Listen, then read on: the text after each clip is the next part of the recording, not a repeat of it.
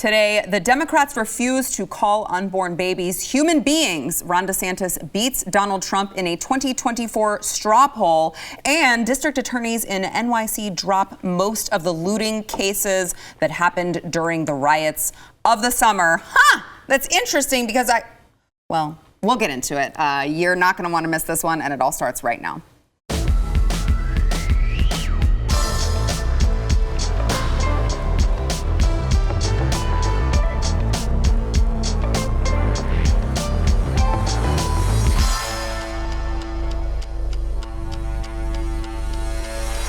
Welcome to the news and why it matters. I'm Sarah Gonzalez. Today, reporting to you not from the tundra that we usually are reporting from, but today it is basically the desert in here. I blame ERCOT, and I would just like to use this opportunity to say Prather2022.com. Make sure to go there. I'm joined today by Eric July, BlazeTV contributor, as well as Matthew Marsden, actor and producer. That was great. Yeah. Was it? Yeah. Okay. I could just go to England and pretend like I was one of them. Totally. Until they got really radical, and then I'd be like, get me out of here. I don't want anything to do with this. All right. We've got a lot to get into, namely this cute little game that the Democrats play, which is, refusing to acknowledge that unborn babies are in fact human beings in the womb. It's not like a cantaloupe or like a goat or something. It is actually a human being. So a couple different clips here to go over. This is, of course, in reference to an upcoming Supreme Court case that is set to consider a state ban on abortions after 15 weeks. So top Democrats are being asked about this issue, knowing that it is coming down the pipeline. So let's go first to Nancy Pelosi, who during a press briefing on Capitol Hill was asked if she believes that unborn babies who are 15 weeks old in the womb are considered human beings. Watch. The Supreme Court this fall will review a Mississippi law that bans most abortions after 15 weeks of pregnancy. Is an unborn baby at 15 weeks a human being? Let me just say that I am a big supporter of Roe v. Wade. I am a mother of 5 children in 6 years. I think I have some standing on this issue as to respecting a woman's right to choose. Is it a human being? Yes. Yes, ma'am. That's weird, because I didn't hear her say that she has any standing on any, the baby's feelings, just because it's a baby that they're talking about. But nonetheless, here is Jen Psaki, who was asked the same question, kind of the same answer, but here's that exchange. Go ahead. One last question. Sure. Does the president believe that a 15-week-old unborn baby is a human being? Are you asking me if the president supports a woman's right to choose? He does. Go ahead. Oh, okay. Well, there you have it. So no top Democrats, including the president of the United States through his White House press secretary, can actually say that a 15-week-old baby in the womb is in fact a human being. I'm just gentlemen, entertain me here for a second. I was under the impression that these people were the party of science. That is what I've heard. They tell me to follow the science. I do follow the science, and it turns out that it is in fact a human life that is inside the womb. Or am I wrong? And I just happened to give birth last year to a sheep. Well, you didn't give birth to a sheep, not that I'm aware of.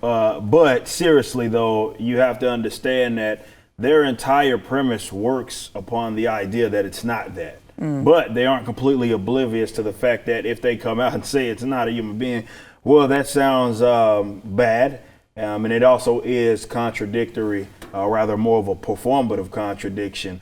If you say that it, let's say, is not. So they're aware at least of that. But you have to understand that their entire premise, like everything, it rests upon, well, they say that it's not that, which is why it's okay to get them up out of there because it's not a human being. So it's interesting to see that they're getting these questions. Now, I don't expect them to actually press them on it like we see. It's like, unfortunately, like with Jen Psaki, she says that, and instead of Jen Psaki actually answering the question, which she didn't, she said, "Do you mean the right to?" She said, "Yeah." Wait a minute, that wasn't what you just asked her. I wouldn't just say no. That's not. She just corrected it and said, "No, that actually isn't what I asked you." We're asking you if you believe that at 15 weeks that is a human being that is inside of the womb. So they're aware. They just don't want to answer the question. Unfortunately, they don't have to because it's not like they're going to get fastball. They'll continue to get softball questions from them, or rather, hey, we'll throw it to you, but we won't actually grill you on it. Well, my issue as well is about the way the discussion is framed,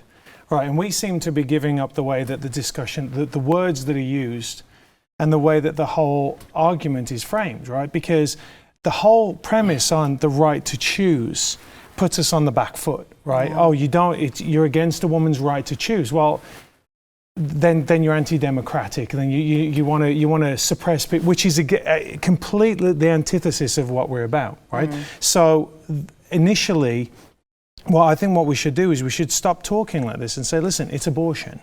And every time that they say it's the right to choose, no, it's about killing a baby. And then, obviously, they can't say it's a human being, right? Because then that undermines the whole thing. But here's the other thing.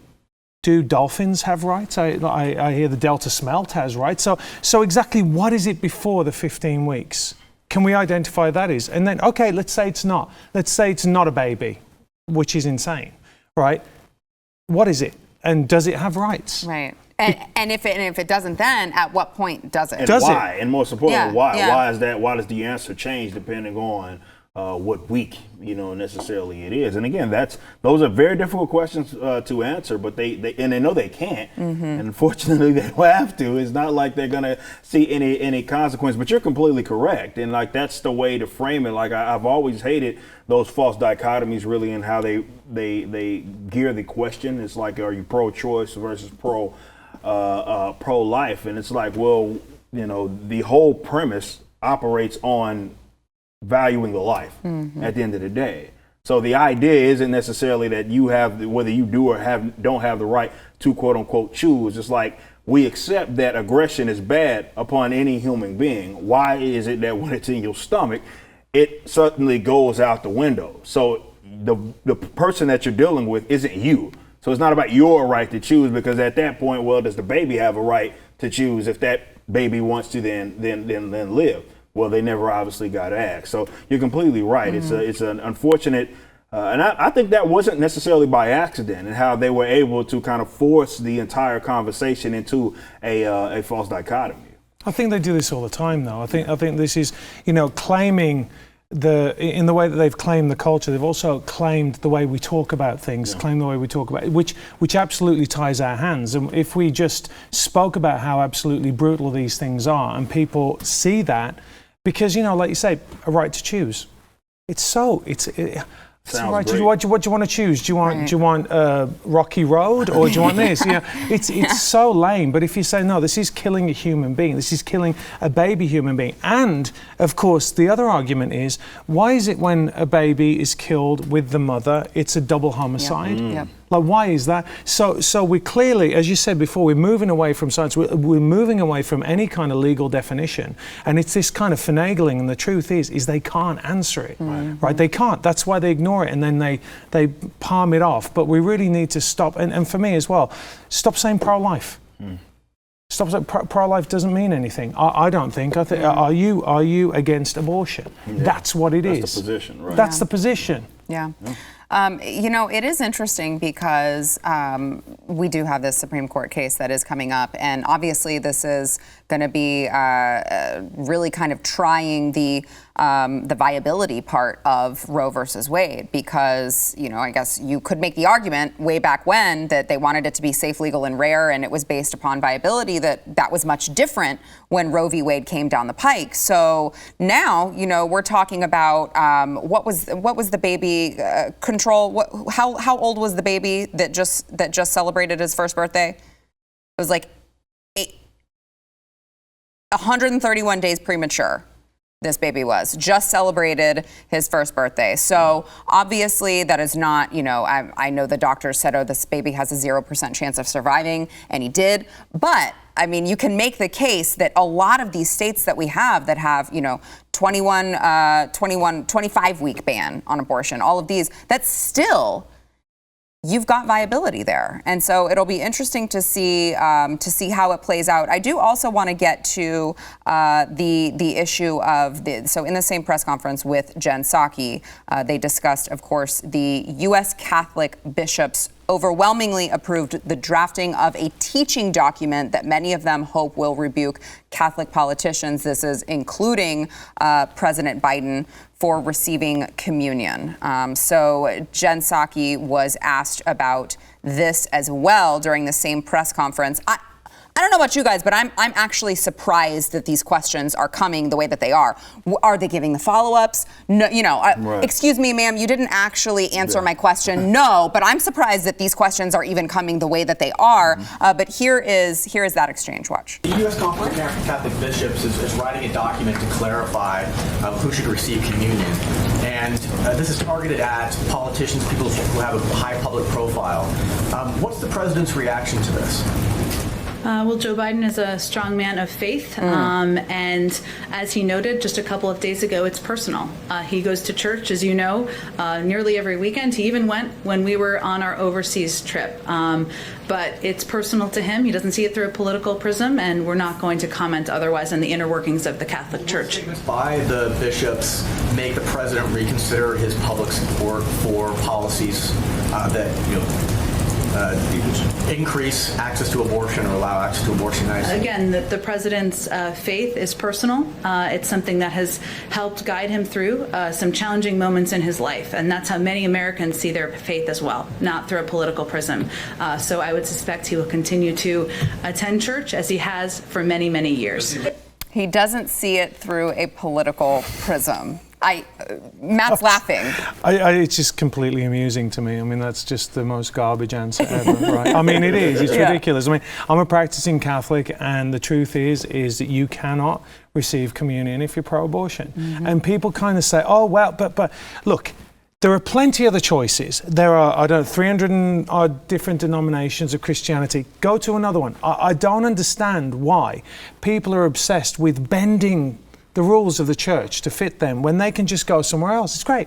Choice, right? You have the right to choose. Go and choose somewhere else. But the truth is, you cannot take the Eucharist if your soul is in a state of mortal sin, and that means you cannot be pro-abortion, period. That's it. And he's now the most high-profile, apart from Francis, the most high-profile Catholic on the planet. And they've had to do something about this, because at the end of the day, they can't say the UCCB, is that the American bishops had to say something. And they're right, by the way. It's Joe Biden and Nancy Pelosi, who is also a practicing Catholic, Eric. And she just loves abortion so much. I love that.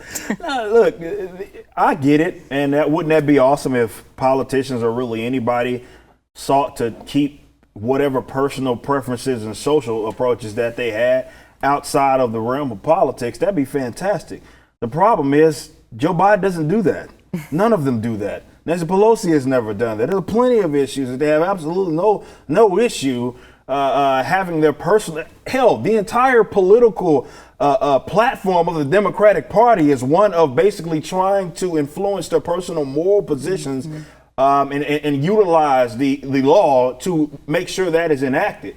So really, you can't even separate that from it, which is why I would argue if that is something that you hold true, you might as well not even be in the realm of politics. Definitely, I obviously would never enter the realm of politics, but obviously there's going to become some sort of conflict there. So I would give him that. I would give Nancy Pelosi that if that was something that they were consistent on every other issue, but that's simply not the case. So I get why they're asking them that question, because you're right. Joe Biden, he's a high-profile Catholic, and them sort of crafting of these documents is directly in a response to exactly that, because you're seeing these high-profile people that are among a lot of really churches that unfortunately are saying things and advocating for things and using the state in order to do that, things that are antithetical to the church, right? And that is really, if you want to get to the nitty-gritty, regardless of denomination, but that's where we're at. So, I expect him not to answer that question, but I'd give them a way more leeway if they were anything remotely consistent. I also love, so you just reminded me, I also love that they don't, like, when Amy Coney Barrett was up for, not nominated, and they were like, oh, she can't do her job because of her religion. And she can't, she can't possibly, but she's tainted. She has a conflict of interest. And now they're like, well, it's a personal preference. I guess so. Well, you can be very, very religious, and you just don't have to see it through a political prism, okay? It's personal. It's very interesting how all of a sudden it can just be personal. Well, the hypocrisy is unbelievable. Yeah. And I think, it's going back as well to the abortion issue. If you go back to that issue, everything that they're building, the platform they're building on, is based on nothing underneath, right? But everything is kind of that they talk about is supporting each other, right? Whether it's abortion, we'll support this, we'll support that, we'll support this. And if you start picking away at one corner of it, the whole house of cards is going to come down. And that's a major issue, because if you start talking about, well, hang on a second, are you using abortion as contraception? Well, then hang on a second, we've got to look at the morality of the way we live our lives, and we've got to address that, right? We've got to change that. Same with Biden with the Eucharist. Well, hang on a second, if you're a practicing Catholic and you're this, you're that, and I am really shocked that they're holding them accountable and asking them these questions. I can only imagine it's because they want to get rid of him. Anyway. Yeah, maybe so. All right, we've got more to come. First, we want to thank our sponsor, Bambee. So if you are a small business owner, you already know this. I'm not telling you anything you don't already know, but HR issues can totally kill your entire company. You can be liable for wrongful termination suits. You've got all these minimum wage requirements, labor regulations. The government makes it very hard to run a small business all by yourself. There's a lot of red tape there, and you may be thinking, well, an HR manager can help me. But what you may not know is that their salaries are an average of $70,000 a year. So that is a pretty penny that you're going to spend all just on that. That is why you need Bambee. It is spelled Bambee. It was created specifically for you, the entrepreneur. You can get a dedicated HR manager. They can craft your HR policy, maintain all of your compliance for $99 a month. They can do onboarding. They can do terminations. They can do it all. And again, it is $99 a month. By the way, it's month to month. You can cancel anytime. There's no hidden fees. All right. So you go back to why you got into business, which is to make money. Okay. And if any of you say that you didn't go into business because you wanted to make money, then you shouldn't be in business. All right. Go to Bambee.com/matters right now to schedule your free HR audit. That is a free HR audit only at Bambee, BAMBEE.com/matters. At the Western Conservative Summit, Florida Republican Governor Ron DeSantis was ranked above former President Donald Trump in the straw poll, asking voters about their preferred candidate for the 2024 presidential race. This is, of course, this is one of the top conservative summits. Now, they did use an approval method that allowed participants you could vote for multiple people. The calculations, when I give you the percentages, it's not going to total 100%. But Ron DeSantis, the top 5 candidates, all right, and this is in order of most approval to least approval. Ron DeSantis at 74%, Donald Trump at 71%, Ted Cruz at 43%, Mike Pompeo at 39%, and Senator Tim Scott at 36%, and former Vice President Mike Pence came in 10th place, which I'm shocked he even came in number 10 and not lower. And then I want to get your thoughts on this. DeSantis slightly edging out Donald Trump, because I do think that is an interesting find. But let me give you the top ranked issues according to the Conservative Summit attendees. So immigration and border security, 82% at the top of the list, followed by election integrity, 79%, religious freedom, 74%, federal budget, debt and deficit, also 74%, gun rights, 73%. So those are some of the top ranked issues. Election integrity came out of nowhere. I wonder why, Eric. Because I would just like to say Joe Biden is the most popular president of all time. There's nothing to see here. Eric's like, I don't want to get you yanked from YouTube, so I'm going to walk through this very carefully. I'm with you. Absolutely, you have to. But seriously, when it comes to DeSantis, and I've had my disputes with people that are on that side of the aisle, because I'm not technically a conservative. I'm a libertarian, and I just think if you have someone that you feel is doing a good job, that is taking the pro-liberty position that, on certain positions, I would imagine that you'd want him to stay where he's at. So while I understand the appeal to getting a guy like DeSantis in the White House, because you like him, you're like, oh, okay, definitely if you don't live there, if you're like, oh man, this guy seems to be doing some awesome things. And I'm like, why would you want to take him away from doing just that? Because he could do awesome things for the whole country instead of just for the state of Florida. Potentially, or he could have his hands tied because of whether it be, we don't know what the congressional makeup would be in the event that he is in that position, and he may not be able to do what he could do in the event that he is the president. So I would argue that, and it's just me, it's my personal opinion, that he should stay exactly where he is at. And I would make that same claim for anybody really anywhere that is wanting to kind of leave their post to get to a more like national oriented, let's say, position, because you're not going to be as impactful, at least to that particular area. So would I rather have an area that I know can, let's say, be a safe haven, if you will, for the pro-liberty position, or what I have to throw, basically it's going to be a lottery, because again, you don't know what the congressional makeup is going to be, and we have this potential that it could be better than what it is. And meanwhile, you get some other idiot that gets in that position, let's say in Florida, and then overturns everything it is that he wants to do. It's just something that I think a lot of people need to take in consideration when they want to take people that they think are doing good jobs at the state and local level and try to throw them up there in the White House. But then how do you find who you bring to the White House if you don't have people climbing that ladder? I don't think that you have to focus on people that are specifically in positions of like being a former governor or something like that. I think it's more likely if they maybe are a former senator or former House of Representative, and you had some good ones, but you didn't want Ron Paul. Instead, you wanted Romney and you wanted McCain. Imagine that. Yes, I would still to this day, I would never let you conservatives live that down, that you wanted John McCain. You wanted John McCain and Mitt Romney over Ron Paul. I will never forgive you guys for that. So you get what you deserve.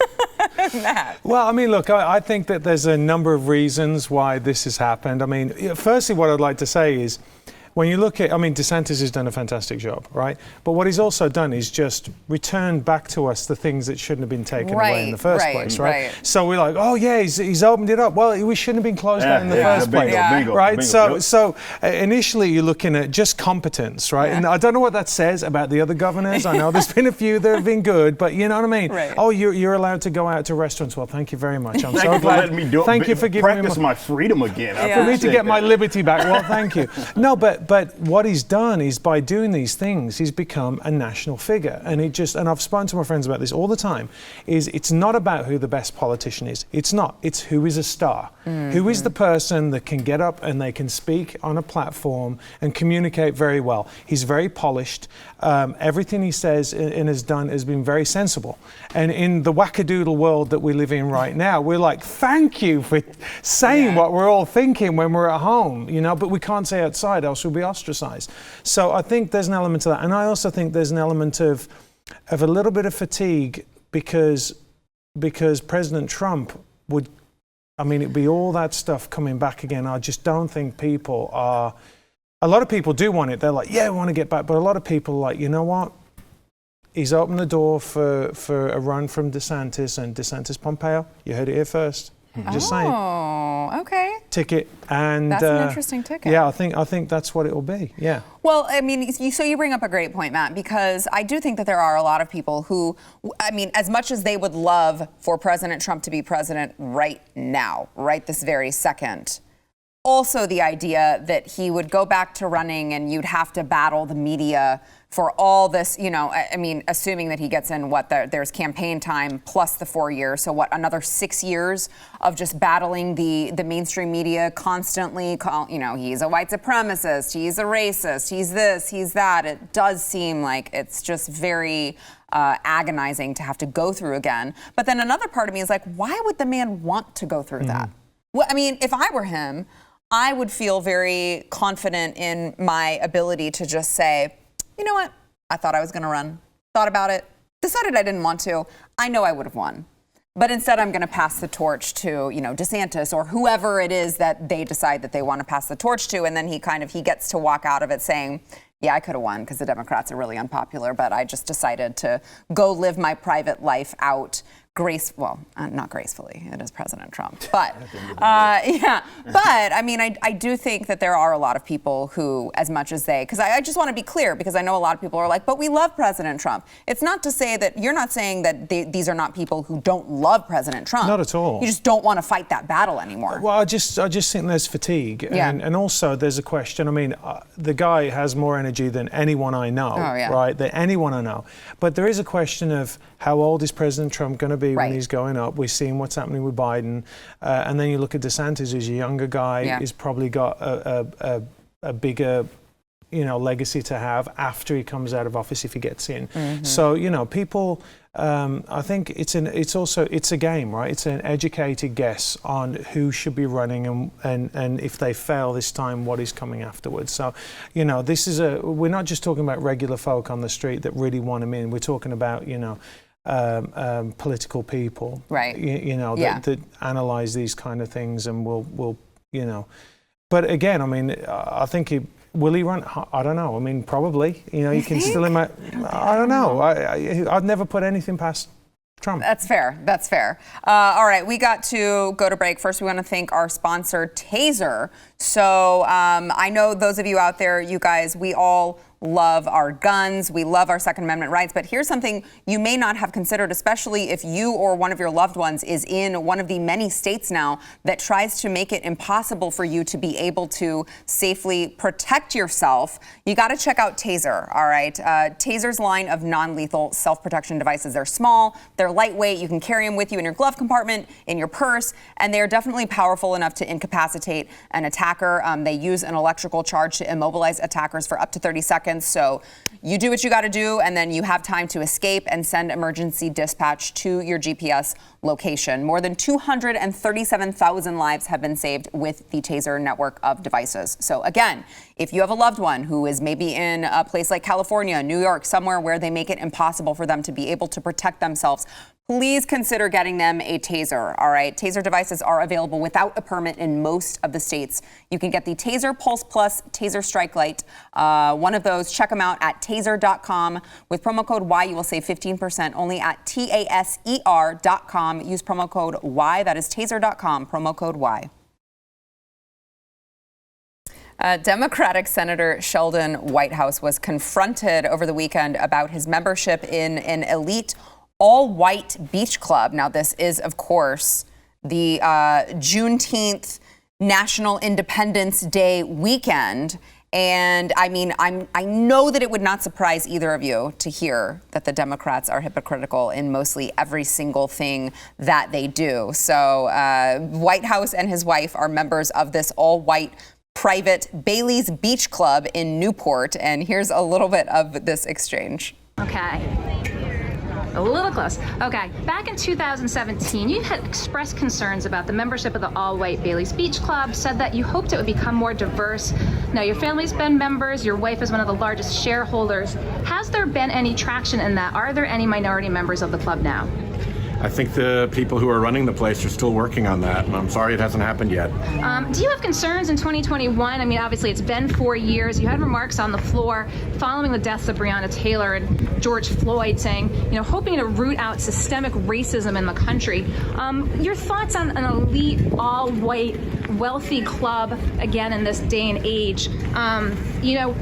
Should these clubs continue to exist? It's a long tradition in Rhode Island, and there are many of them. I think we just need to work our way through the issues. Thank you. It's a long tradition. Is that really is that a reason, Eric? I think slavery was a tradition too at one point. I'm not sure that's a reason to continue it. Let's use leftist logic for a second. And I mean, I'm just saying. Look, man, these guys definitely, and you're probably going to know better than anybody here when you're dealing with the elites. You have to take whatever they say. It's not even with a grain of salt. I would argue you can actually pay attention to the opposite of what it is they're saying, and you're probably going to make the safest bet. But all of that stuff that they lecture everybody else about when it talks about diversity, and don't get me wrong, people that watch my channel, they know I call all of those hack positions, like the concept of diversity, representation. These are nonsensical terms generally when they are used. It does not matter. It does not mean that the makeup of something is wrong, or rather that it got there by way of a wrongdoing, just because there's a majority, a minority, or even an exclusivity in some capacity. But that's the corner that they painted themselves in right there. And again, that only though applies to you guys. I think for a lot of people that love these Hollywood elites, the political elites, who they're stupid enough to think that they have their back or that they live like that. No, they only touch folks from like afar. You know, they'll come out, they'll sit there, maybe wave at you a little bit. They'll go to an award show, of course, but it's always afar. And then they go back to their like own communities, and usually they do have a lot of exclusivity. You can ask that Patrice Colors chick of Black Lives Matter, and you consider where she was going in LA, which was like a 99% white area. And she had no problem raising people, rather youngsters there, and living out her life, purchasing obviously those properties. So that's only from afar. It sounds good for y'all. Do they want that diversity, representation, all that other nonsense? Of course not. And I wouldn't grill them. I would not grill them if they weren't hypocrites. Yeah, Matt. No, I mean the hypocrisy is deafening, right? Laughable. I mean it's so. Like you said, I always look and I say, if someone is pointing the finger at someone on that side, you can guarantee that they're doing it themselves. Yeah. But here you have two issues, right? You have a moral issue with him, and you have a stupidity issue with him, right? Because morally, like, I would never want to be a part of a club that is all white. Mm-hmm. You know, I think that it's disgusting to me. But if I was running for office, I'd make sure that I wasn't a member of a club that was all white, right? Even if I was a scumbag scheming person, I would go, you know what? I want to win, and you can only come to one conclusion, I believe, about that, is they think they're above it all, that no one's going to do anything, that the people that they are, I mean, look, you know, we know the demographics of voting for Democrats, right? And they just think, it's not going to affect me. Yeah. We're still going to get the votes anyway. And I remember when Stephen Smith said that, he said, just vote Republican once, right, to the black community. And I think that was a really smart thing, because why don't you, if your vote is in the can, then nobody has to work for you. Nobody has to do anything, right? And I think so here, this guy, I mean, can you imagine? Like, he didn't even run away. Like, he was just like, yeah, okay, well, it's a very difficult thing. It's a tradition. Oh, that's okay then. All right, you go ahead. And can you imagine if a Republican had said that? And by the way, this comes after, it was in 2006, I think, that he was campaigning for U.S. Senate, that he promised to quit his membership. It's now 2021, and he's still there. They don't have to live up to really anything it is that they say, because I think it goes back. It's not like they're going to see any consequences. Right. Who's going to do anything? This will be out of the news cycle. He'll continue to do whatever he's doing with whatever beach club, if they even do address whatever problem. Again, it's only a problem because they made it a problem. Right. Again, you'll never ever catch me arguing about that. I've said time and time again, there are plenty of things that people do that have a particularly, like, a demographic that may sway in one way. A majority, minority here, exclusivity here, it is what it is. But when you talk yourself into that game, and again, they only say that from afar, but when you talk that up, of course, people are going to try to find, like, is this person even living the way they are? And then you get that one person that, wait a minute. You can't be lecturing everybody and pontificating all of that when you sitting up there in an all-white beach club or whatever and ain't doing nothing about it. So that's only a problem because the way that they make it. And I don't think I do think in that part they're stupid, because they don't understand that all that stuff could be avoided if you just were honest. But because, I mean, we're seeing this definitely in the last 5 years. That is the push with all of the elites and everything it is that they do. Mm-hmm. Signaling about diversity, representation. I was just reading the other day, for example, with Amazon Studios, they're talking about having basically it's affirmative action effectively, but it's worse than that. Everything has to have a 30% non-white male demographic. If they're even, it doesn't matter if it's production, catering, or anything. It's all jacked up. And that's what what they're focusing on. But a lot of those guys in their own personal lives, they ain't living that. Hell, you can look at your Congress folk. I hate to, I'm not against interracial marriages or anything like that, but I'm just saying the soul is a lot of these guys that be definitely the part of the squad. Yep. A lot of them are in interracial relationships talking about how much they hate the white man. That's all I'm saying. And what about Mar-a-Lago as well? Weren't they like criticizing Trump about Mar-a-Lago and the history that Mar-a-Lago had when he actually opened it up to everyone? So again, it's bizarre. And by the way, Hollywood's really suffering for this diversity push. Everyone's talking about it behind the curtain, because the truth is as we all know, is some people gravitate to certain jobs. Absolutely. That means it's not a wrongdoing. It's just that's the reality. You put it. It's absolutely perfect. And that's the unfortunate thing when you obsess. And I'm serious, guys. No matter what it is, definitely if you're in an artistic or creative space like we both are, you have to acknowledge that reality. And that is that there are people gravitate towards certain things by way of culture. So that means obviously there's going to be a certain demographic that is performing whatever in whatever subculture. Unfortunately, they look at that under or over representation and they think that there's a wrongdoing because of that. Right. Not all the time is that the case. Sometimes it's natural, man. Right. They don't get it. They don't get it. All right, we've got more to come, but we got to take a break. We'll be back. I saw that too.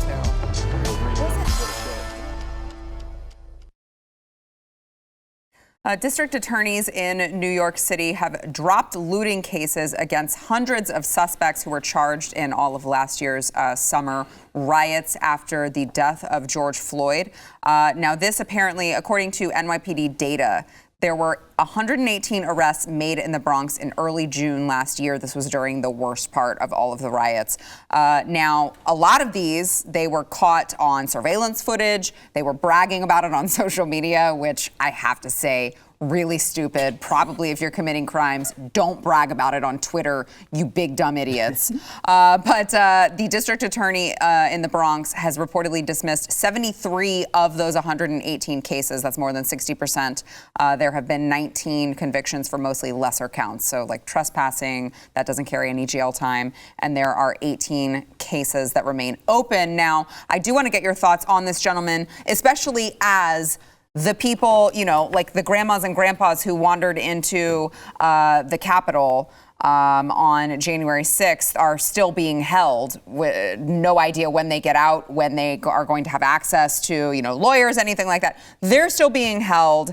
And these people actually were setting buildings on fire, looting places, stealing, and they get their cases dismissed. But I do want to also bring into the conversation the business owners that are in the area apparently are disgusted, according to local reporting. So all of the business owners, they say it's disgusting. Well, not all. The business owners who were interviewed said that it was disgusting. I was in total shock that everything is being brushed off to the side. They could do it again because they know they won't get the right punishment. So I guess a couple questions for you guys. Number one, how do you think that this is going to play out as far as crime in these areas? Because it seems like it's basically telling everyone, hey, you can do this scot-free. And number two, when are people going to get the hell out of these cities? Well, there's more than just the enabling of criminals, right? It's an incentivization for them to go out. It's an incentive for them to go out and loot, because you want a pair of sneakers, go smash a shop and steal them, because it has a trickle-down effect, right? So you don't have to work for what you purchase anymore, right? And also think about the cops, right? You're a cop, you're going out there every night and you're putting your life on the line to stop these people. And what's going to happen? You're going to take them in, and then they're going to do all the paper. They're going to start going, you know what? Yeah. It's not worth it. For what? Yeah. It's not worth it. I mean, I know that certainly in California, one of the reasons why I left was the rise in crime was unbelievable just in my little area, and cops were trying to get out. They were like, what can we do? We can't stop and search. We can't do this. We can't do that.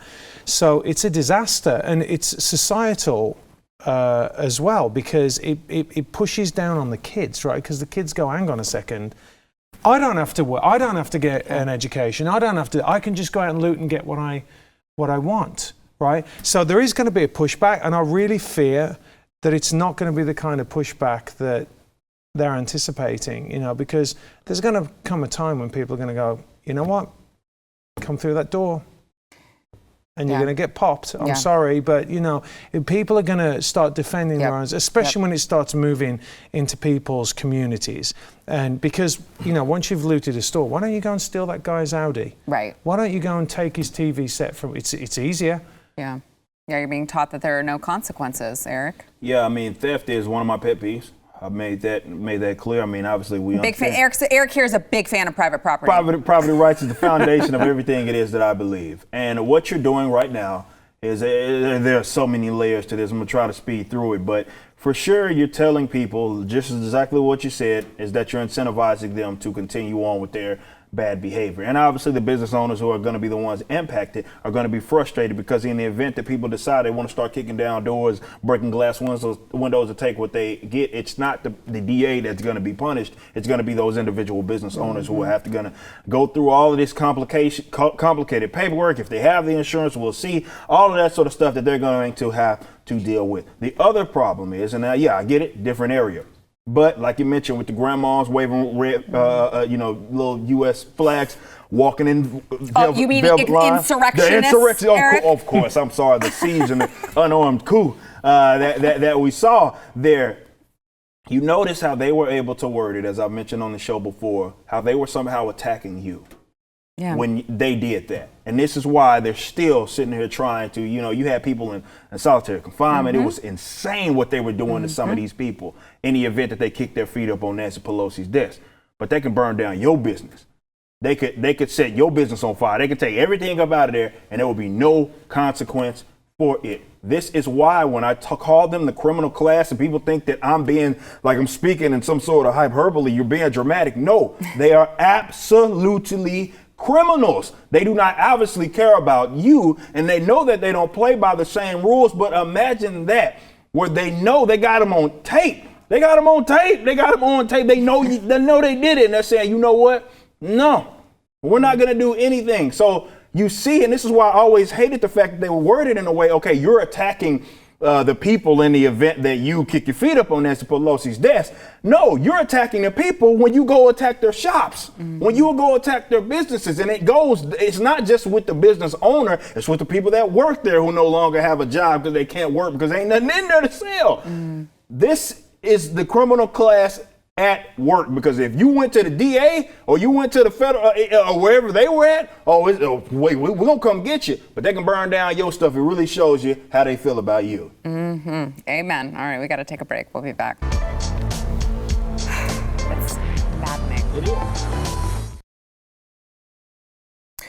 Hey, those of you who are watching maybe you're watching on YouTube, BlazeTV, Pluto, wherever you are watching this. First of all, thank you for watching. But second of all, you got to go to wherever you get your audio podcasts and make sure to subscribe, rate, and review the news and why it matters. Not only will it help more people be able to find the show so that they too can find the news and why it matters. But if you write a nice review, you may see yours read live on air, like the one today from Ellie Jane 86, who says, 5 stars, never miss an episode.